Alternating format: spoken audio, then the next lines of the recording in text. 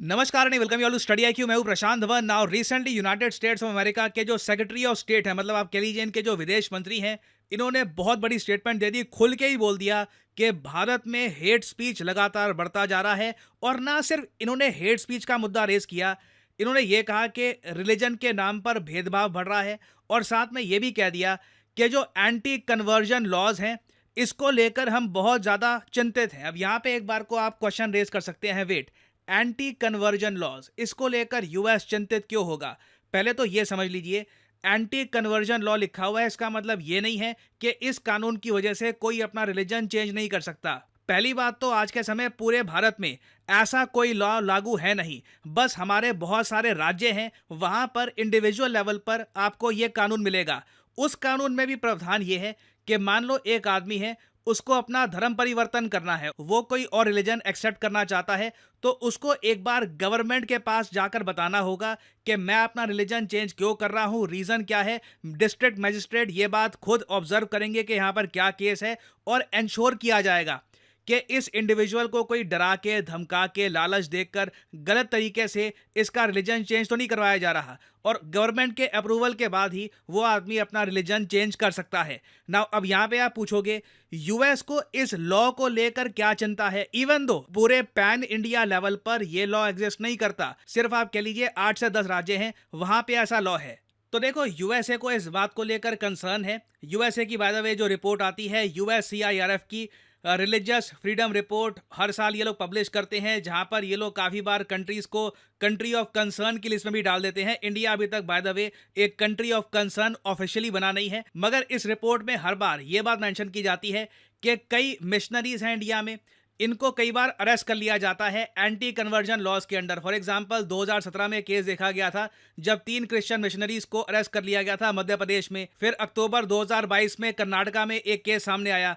तो ऐसे केसेस लगातार सामने आ रहे हैं। तो यूएस ये कह रहा है कि अगर किसी को अपना धर्म परिवर्तन करना है तो उसको खुली आज़ादी होनी चाहिए। यहाँ पर गवर्नमेंट की जो इंटरफेरेंस है ये गलत हो रही है ना। मुझको यहाँ पर एक बात ऐड करनी पड़ेगी कि यूएससीआईआरएफ की जो रिपोर्ट्स हैं, ये लंबे समय से इंडिया के बारे में इस तरीके से जो क्रिटिकल बातें हैं ये लिखती आ रही हैं। मगर पहली बार हम देख रहे हैं कि यूएसए के सेक्रेटरी ऑफ स्टेट ब्लिंकन ये खुद मीडिया के सामने आकर इंडिया के बारे में इतने ज़्यादा, मैं कहूँगा, स्ट्रॉन्ग वर्ड्स यूज़ कर रहे हैं। ये जो वीडियो है ये मैं पहले आपको दिखाना चाहता हूँ, फिर हम बात करेंगे कि यूएस ना सिर्फ रिलीजियस इशू को लेकर इंडिया रशिया जिस तरीके से अपनी एंगेजमेंट बढ़ा रहे हैं, और जो बताया जा रहा है अगले महीने जुलाई के महीने में एक बड़ा जियो पॉलिटिकल इवेंट होगा। जी हाँ, मैं इसको एक बड़ा जियो पॉलिटिकल इवेंट ही कहूँगा। पीएम मोदी हो सकता है रशिया जाए, मैं यहाँ पे यही कहूँगा, हो सकता है।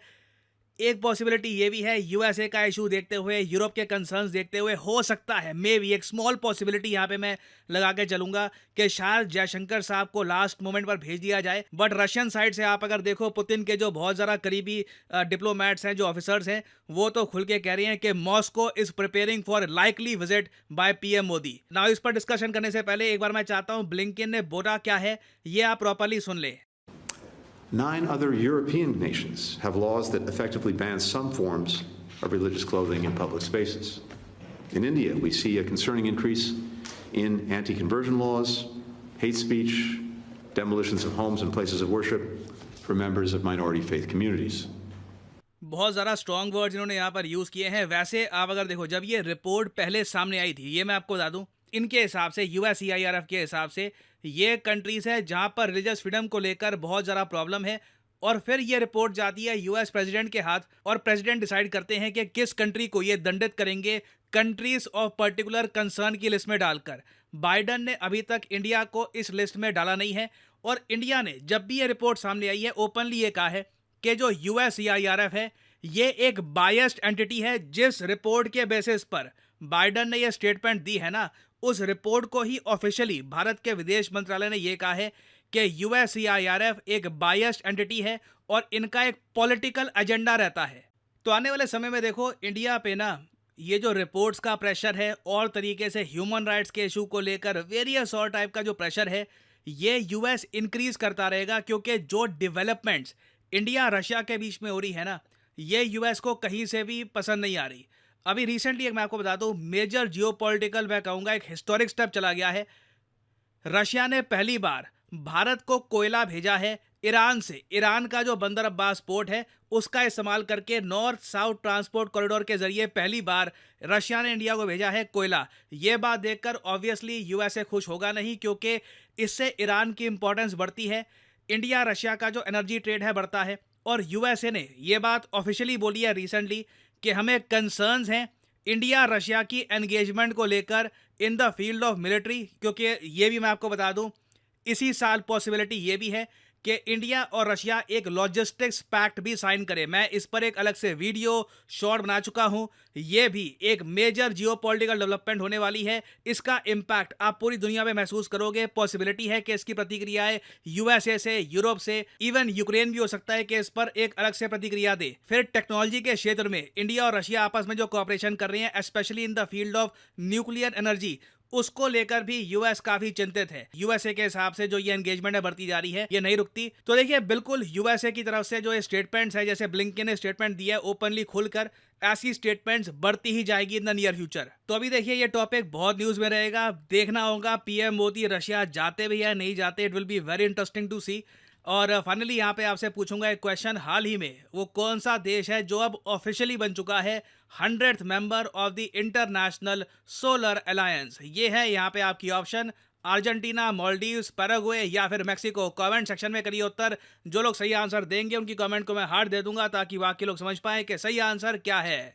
Due to heavy demand, study IQ ने महीने के आखिरी के 3 दिनों में एक मेगा सेल करती है active, 30% discount on all study IQ courses. ना सिर्फ UPSC, SSC, bank, NEET, UG, हर कोर्स पे आपको मिलेगा फ्लैट 30% डिस्काउंट। और देखिए आपको करना है सिंपली, यहाँ पर क्या है, कमेंट सेक्शन में जाइए, यहाँ पे आपको मिलेगा लिंक और यहाँ पे आप देख पाओगे लिखा है UPSC new season new batch. Prelims 2025 का सफर स्टार्ट हो चुका है और स्टडी आईक्यू का जो नया बैच है न्यू सीजन बैच 1, ये भी हो चुका है स्टार्ट। और अगर आप एक बैच बिल्कुल बिगिनिंग से ज्वाइन करते हैं तो आपकी तैयारी को मिलेगा एक एक्स्ट्रा एडवांटेज, क्योंकि आप चैप्टर 1 से अपनी तैयारी स्टार्ट कर रहे होगे इन अ स्ट्रक्चर्ड वे। और आपके सामने गोल्डन अपॉर्चुनिटी ये है कि ना सिर्फ आपके सामने एक फ्रेश बैच 1 है जिसको आप ज्वाइन कर पाएंगे, ये बैच आप एक हैवी डिस्काउंट में भी परचेज कर सकते हैं।